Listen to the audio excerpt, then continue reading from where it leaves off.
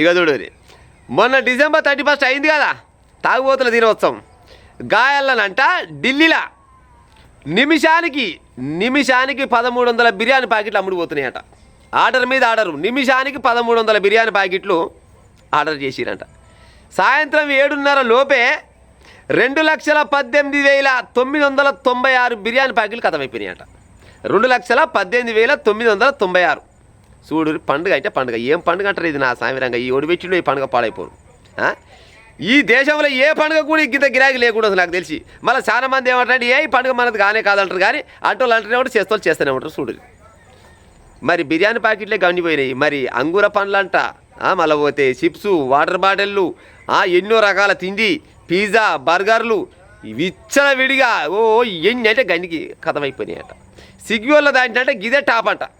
ఇప్పటిదాకా వాళ్ళు పెట్టిన కాడి నుంచి ఇప్పటిదాకా చూసుకుంటే ఇదే టాప్లో ఉందంట. చూడురే, ఈ 31 అనగానే పాడైపోయి ఏమొస్తుందో ఏం పోద్దో నాకైతే తెలియదు, కానీ మరి ఇది ఓడిపెట్టిండో ఎందుకు పెట్టిండో కూడా తెలియదు. అంటే సంవత్సరం మొత్తం చేసిన పాపం కానీ పుణ్యం కానీ ఆ ఒక్క రోజులే కొట్టుకపోతుండొచ్చునా? రోజుకు అదే తిండే, రోజుకు అదే తాడే. కానీ 31 అనగానే 6-10 రోజుల ముందుగానే ప్లాన్ చేసుకుంటారు. ఒక్కొక్క ఆయన 31 నాడు వేసుకోవాలి నా సంగ్ర.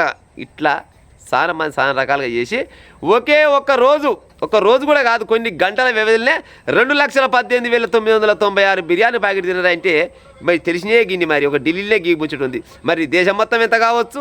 ఎవరికి అక్కడ కూరకొచ్చేదా, బోయకొచ్చేదా ఈ పండుగ పాడైపోనా?